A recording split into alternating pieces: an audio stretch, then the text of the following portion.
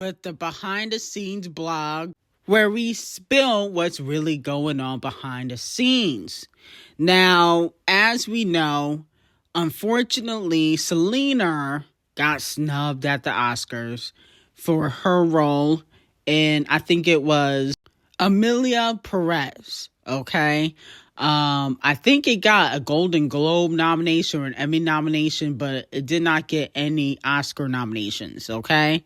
A lot of fans are not too happy about that. Now, a lot of fans are speculating that The Weeknd, who is a member of the Academy, he is a member of the Academy at the Oscars, he put a stop to Selena getting nominated, okay? That's what people are speculating on social media.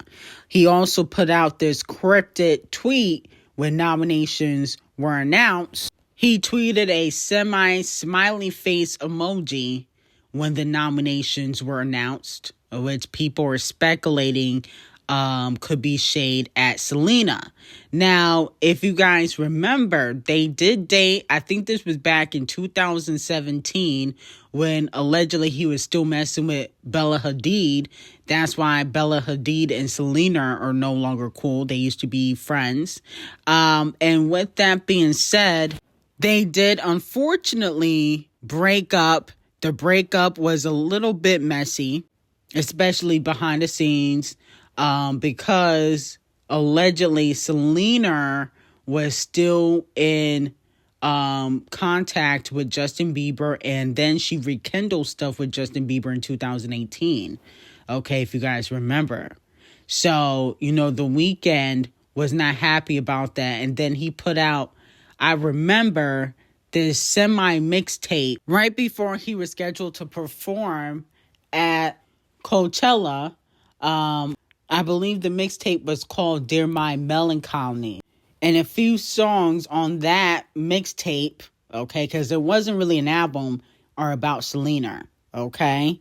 And, I think around that time she rekindled things with Justin Bieber, but it was short-lived, okay? Because I think that was the same year he started talking to Hailey Bieber again, okay? So it was messy between all four of them.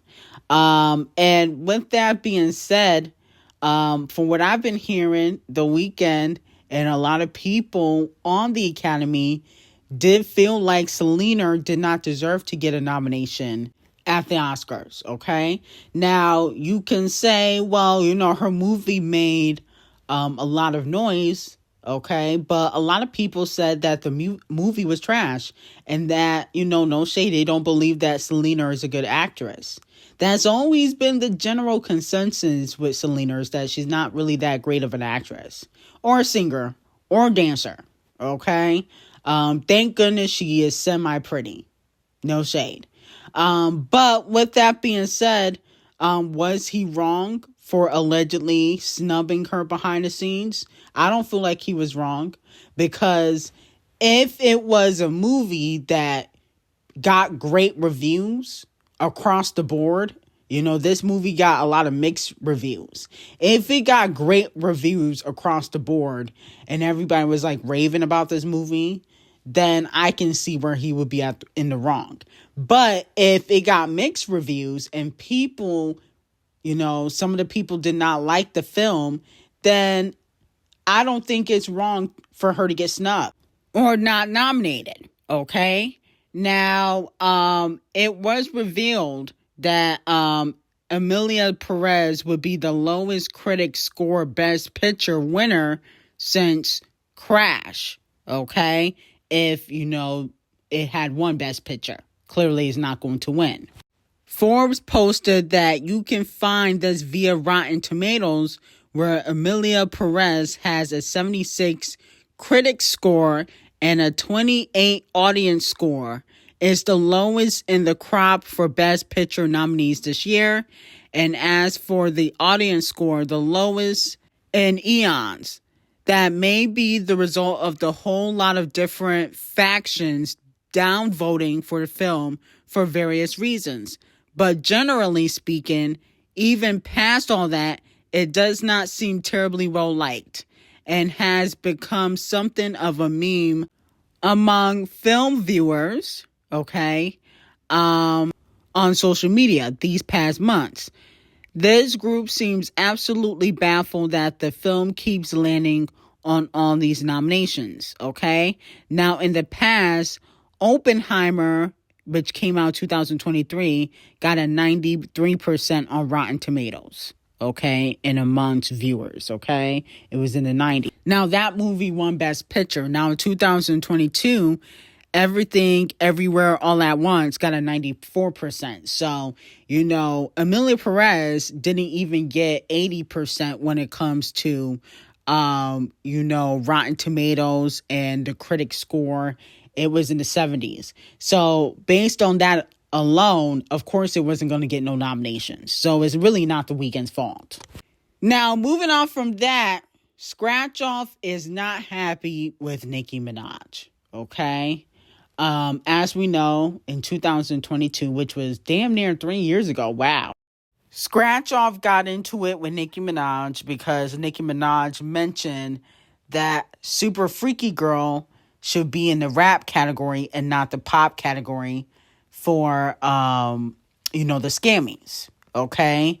And I believe Scratch Off got nominated in the melodic rap category, similar to what her nomination is for, I think, Big Mama. Okay, I think that's the song. Is it called Big Mama? Yeah. So that song has got a nomination in the melodic rap category. And so did that song she put out called Low Energy. Okay, that got a Scary nomination in 2023, 2022. And so with that being said, she used Scratch Off as a example. Scratch Off wasn't happy about it. They went back and forth. Scratch Off called her a super freaky girl, dragged her family, called Nicki Minaj an R-word. It got real nasty. And since then, Scratch Off's career has been on the decline. Okay? She struggles to chart. The only time she charts is she do a major collaboration like with Cardi B, okay? But even when she worked with Flo Milli and Megan, that flopped, okay? For, I think it was the Mistress Service remix that flopped. She put out a collaboration with Money Long, Mariah the Scientist. All those collaborations flopped. And her budget did get cut during Sugar Honey Piss Tea.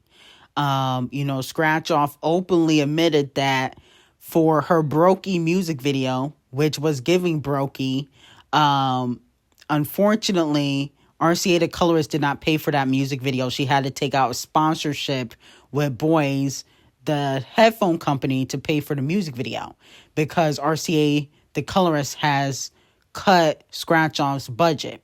Now, she released Sugar Honey Piss Tea in 2024. It only did 29,000 first week. None of the songs really charted except for, I think, Mistress Service. I think Brokey charted in the 90s, but then it fell out the charts. So she's been struggling ever since.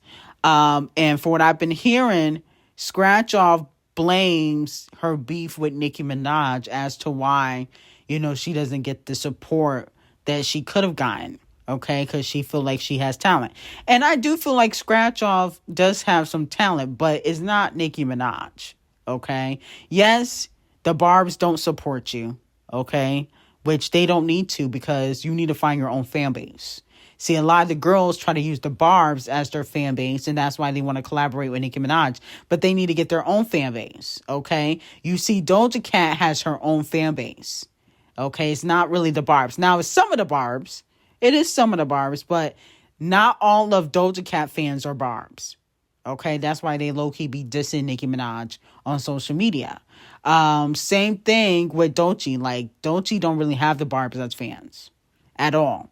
Her music don't even appeal to some of the Barbs. Let's just be completely honest. The way she raps, what she raps about, is not going to give her a lot of mainstream success, especially when it comes to attracting Nicki Minaj fans. Let's be very clear. The reason why Scratch Off is also flopping is because she has a big ego. okay? And she doesn't realize that even though she's a pretty girl, you're boring. The stuff you talk about in your raps don't like excite anybody. It doesn't make you intriguing. You talk about the same thing Megan, Cardi B, JT, Young Miami talk about in the records. Okay? You can't even go really a song without talking about your coochie, talking about sex. You can't go a record without talking about that. I mean, you did one song in your whole album that really was really deep. I think it was called Shout Out to Me. But other than that, you're going to talk about the same thing in your music that everybody else does. Okay? So the girls really got to stop dragging Nicki Minaj and trying to blame Nicki Minaj when they have a flopping career. Nicki Minaj is not here to save anybody. If she wants to work with these female rappers, she can. But she's not here to save your flopping career, especially when you were disrespectful. Mind you, the main reason why Scratch Off really went off on Nicki Minaj is because Nicki Minaj did not want to go on the Low Energy remix.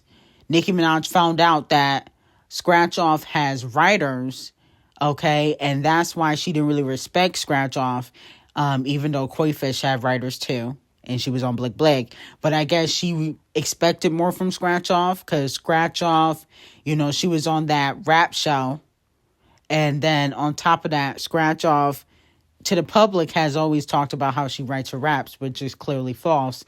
But with that being said, at the end of the day, that's what really happened. You know, Nicki declined to be on the Low Energy remix. That's why she had to ask Mariah Carey and DJ Khaled, which wasn't her first choice. She didn't even know the song that was sampled on Low Energy. She did not know that was Mariah Carey. Okay, so she wasn't really a fan. So with that being said, you know, the girls can blame Nicki Minaj, but they really need to blame themselves. So Scratch Off, you're receiving donkey today. Okay. Now, moving on from that, fans are calling out Tate Murray for copying Rmani's Wild Side video. Okay. She put out a song called Sports Car, which, you know, allegedly fans feel like she copied Rmani's Wild Side music video. I'll be honest with you, I can't really get into Tate Murray like that. That's why I don't really talk about her, because to be quite honest, the whisper singing is not really an attraction to me. I don't really get into the whisper singing. I don't think the whisper singing is, you know, all that great. She can dance, but the whisper singing, the wannabe Britney aesthetic is kind of corny, in my opinion. Okay? But the real tea behind Rmani and Tate Murray is that Tate Murray has taken people from Rmani's team. Remind y'all that she does work with Rmani's choreographer and a few other people on Rmani's team, okay, that were on Rmani's team, may not be currently on Rmani's team, but the choreographer is a main thing when you're a pop star. And so Sean Bankhead, who basically has been a snake to Rmani, no shade, he works with Tate Murray. So, of course, she's going to copy the Rmani aesthetic when she's working with a few people that used to work with Rmani. Okay? How come Sean Bankhead and Rmani didn't work together when she put out her album? But you work with Tate Murray? You was on the Wild Side music video. They worked together for motivation. You know, Rmani kind of gave Sean Bankhead a look, in my opinion. Once everybody saw that Sean Bankhead was working with Rmani, and everybody knows that Rmani can dance, that's when the Megans, the Cardi B's, and other artists started working with Sean Bankhead. Let's be very clear. You know, he was working with Rmani first, and everybody ran to work with him because everybody's like, damn, Rmani can dance. Okay, she may not be that girl vocally, but she can dance. And so that's exactly what Tate Murray did. Also, I heard that RCA the colorist had moved Rmani's budget to Tate Murray. They basically have given her budget to Tate Murray and also Victoria Monet. Okay, so that's why she didn't get no music videos. Tate Murray done put out like 4 or 5 music videos. Rmani, for her album, didn't put out none. And she talking about, oh, the music videos are still coming. How are they still coming when the album is dead and gone? Okay, so clearly Rmani's getting sabotaged. So let me know how y'all feel about it. I do have some hot tea on Patreon. Link will be in description. We're going to get into some more things. Thank you guys for subscribing to the channel. And I hope you have a great day.